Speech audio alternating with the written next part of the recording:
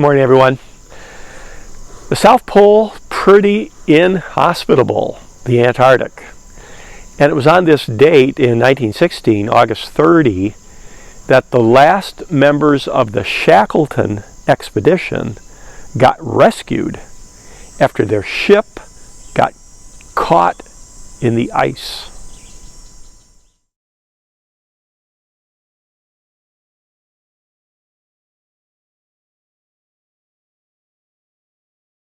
Here's a map of Antarctica, and note to the left is the tip of South America. So this is the part of the world where our story took place. A close-up shows the Drake Passage. Again, you see the water between Antarctica and South America. And this is named after Sir Francis Drake. When Captain Cook sailed to the south, he was looking for Antarctica also. Here's a map of his routes in the 1770s, but he was stopped by ice, and that's a big part of the story.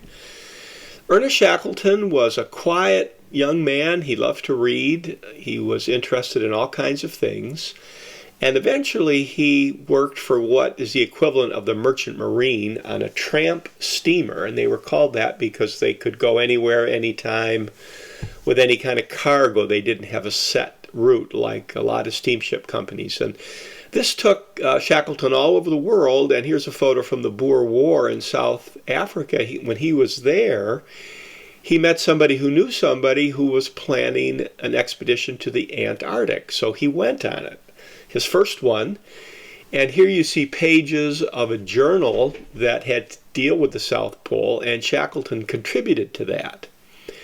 So he had one expedition under his belt, and then in 1907 he went on another one.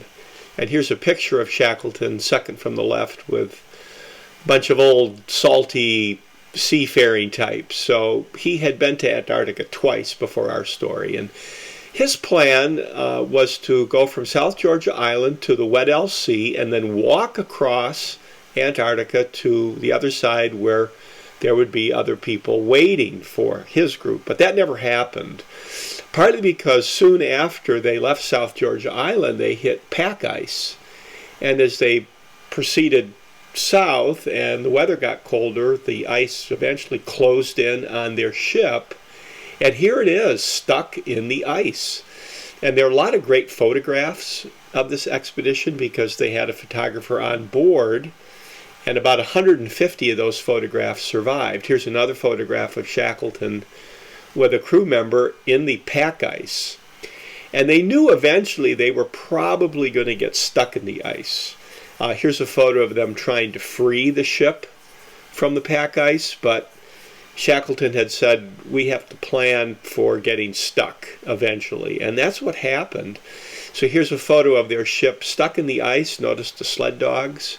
And they were able to get all kinds of supplies from the ship. The ship did eventually sink, but they were able to get a lot of things off it, including its lifeboats. And the plan was to drag the lifeboats to a spot when open water developed. They could get in the open water and escape, I guess would be the right word. So they did that. This is months of waiting in terrible weather.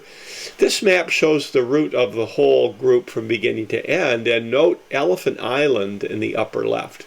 They were able to get to Elephant Island in these open boats in the Antarctic Sea. And then Shackleton and a couple other guys went to South Georgia Island in the upper right to get help and came back. And on this date, August 30, 1916, rescued this group of people. They actually borrowed a boat from the Chilean government to do it. And surprisingly, nobody died in the whole Shackleton expedition.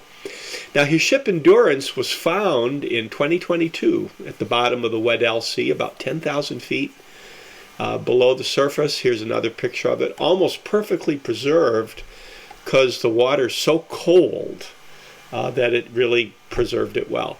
Now, Shackleton himself went on another expedition, but he died of a heart attack in South Georgia Island, and here's his grave there, so he never went on that fourth one. But there is a statue of him in London by the Royal Geographical Society, pictured here.